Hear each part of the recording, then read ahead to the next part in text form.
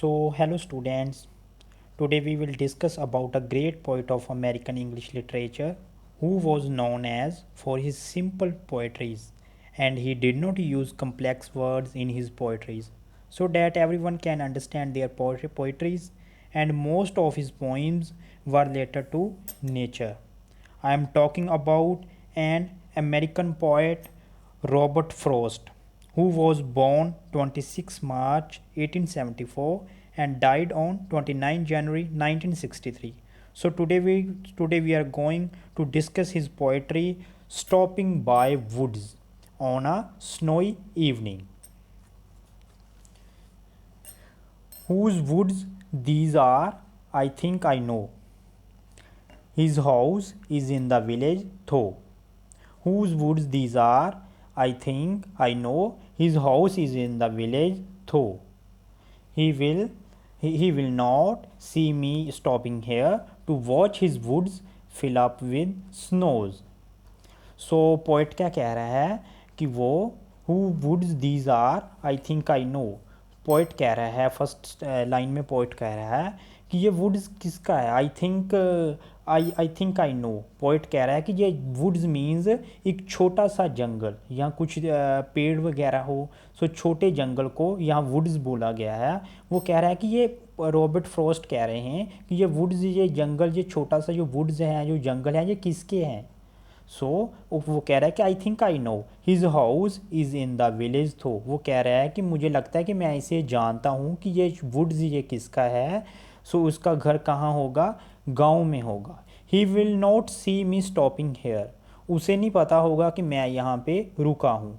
To watch his woods fill up with snow, उसे नहीं पता होगा, किसे नहीं पता होगा, जो वुड्स का, रॉबर्ट फ्रॉस्ट कह रहे हैं कि जो वुड्स का जो मालिक है उसे नहीं पता होगा कि मैं यहाँ पे रुका हूँ जो वुड्स हैं उसके, उनको देखने के लिए, जो कि फिल अप विद स्नो, जो कि बर्फ़ के साथ ढके हुए हैं, कवर्स हैं एकदम। In second stanza, my little horse must think it queer to stop without a farmhouse near, between the woods and frozen lake, the darkest evening of the year. So वो कह रहे हैं कि my little horse must think it queer। वो कह रहे हैं कि जो मेरा घोड़ा है वो भी सोच रहा होगा, क्वीर मीन अजीब सा लगा उसके भी, वो भी अजीब सा सोच रहा होगा, वो भी सोच रहा है कि to stop without a farmhouse, वो भी उसे भी रुक के यहाँ पे अजीब लग रहा है। किसे, घोड़े को यहाँ पे रुक के इस वुड्स में अजीब लग रहा है कि मैं यहाँ पे क्यों रुका हूँ, मेरे मालिक यहाँ पे क्यों रुके हैं, क्योंकि यहाँ पे कोई आसपास, to stop without a farmhouse, कोई आसपास कोई फार्म हाउस भी नहीं है कोई अट्रैक्ट करने वाला।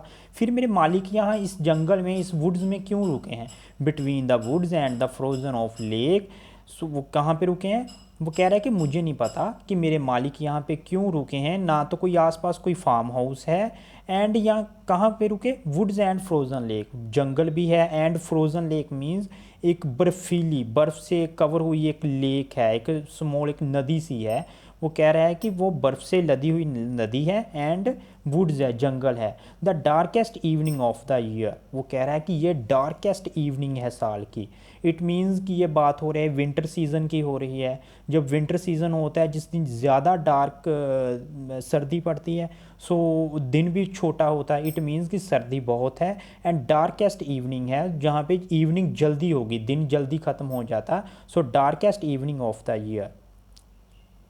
He gives his harness bells a shake to ask if there is some mistake। यहाँ पे ही का यूज़ हुआ है हॉर्स के लिए। हॉर्स क्या करता, अपनी जो हार्नेस, बेल्स अ शेक, जो हार्नेस मीन्स के जो घोड़े की रकाब है, जो घोड़े की रकाब यहाँ से पकड़ के घोड़े को चलाते हैं हम जहाँ, ओके, वो वहाँ पे बेल लगी हुई है, जो घोड़े की बेल है उसने शेक की, हिलाई, उसने हिलाई, अपनी बेल हिलाई।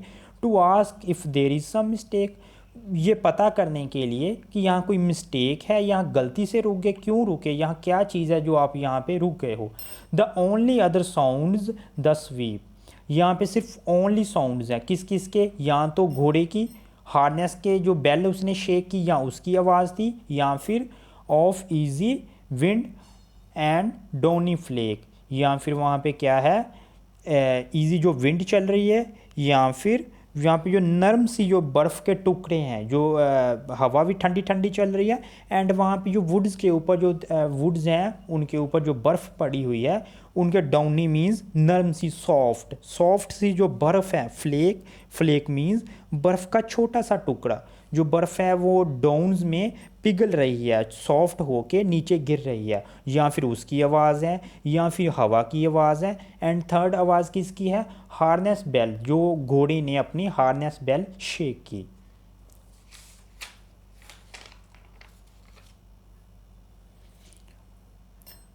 Next stanza, the woods are lovely dark and deep. जो वुड्स हैं वो बहुत ही ज़्यादा लवली, सुंदर हैं, डार्क हैं मीन्स के भी वहाँ पे सीक्रेसी है, एकदम शांत है एकदम, एंड डीप काफ़ी घने हैं। जो जंगल हैं, जो स्मॉल सा वो दरख्त हैं यहाँ पे, वो पेड़ हैं, वो काफ़ी सुंदर भी हैं, डार्क भी हैं एंड डीप भी हैं, काफ़ी घने हैं। But I have promises to keep and miles to go before I sleep, and miles to go before I sleep. यहाँ पे पोएट कहता है कि मुझे वो तो जो वहाँ पे वुड्स हैं वो काफ़ी लवली, सुंदर हैं, डार्क हैं, काफ़ी अच्छे हैं, काफ़ी अट्रैक्ट करने वाले हैं, बट वो कह रहा है कि मुझे याद है, मुझे अपने प्रोमिसेस है वो मैंने मुझे अपने प्रोमिसेस याद भी हैं, एंड मैंने वो अपने प्रोमिसेस अपने पास रखे भी हैं, याद भी किए एंड रखे भी, कि नहीं अभी मुझे अपनी miles to go before I sleep, मुझे अभी काफ़ी डिस्टेंस कवर करना, मुझे अपनी डेस्टिनेशन पे पहुंचने के लिए अभी मुझे काफ़ी डिस्टेंस मुझे कवर करना है। मुझे किससे पहले डिस्टेंस कवर करना? Miles to go I sleep. I sleep का यहाँ पे यूज़ किया गया डेथ, मुझे मरने से पहले, मुझे डेथ से पहले, मुझे मौत से पहले अभी काफ़ी मुझे डिस्टेंस मुझे कवर करना है। सो इस पोइम में क्या कहा गया है टोटली, इसमें क्या वो अपनी जो फीलिंग है, जो वुड्स की, जो रॉबर्ट फ्रॉस्ट हैं वो अपनी फीलिंग शेयर कर रहे हैं कि कैसे वो वुड्स का कितने अच्छे हैं, कितने अट्रैक्ट कर रहे हैं उसे।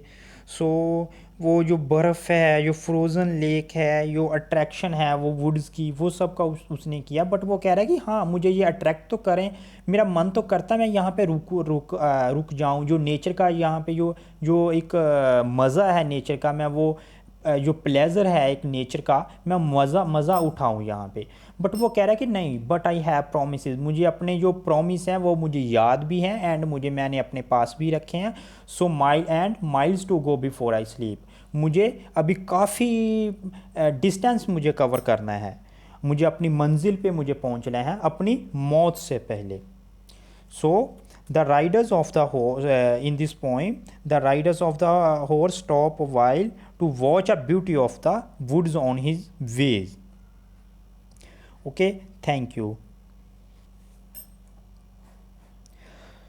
सो अगर मैं इस पोइम के सेंट्रल आइडिया की बात करूं, सो इस पोइम का सेंट्रल आइडिया क्या, हमें क्या पता चलता है कि ये पोइम में क्या उसने रॉबर्ट फ्रॉस्ट ने हमें क्या कहने की, क्या कहा है, हमें क्या समझाने की कोशिश की है, क्या हमें कहा है।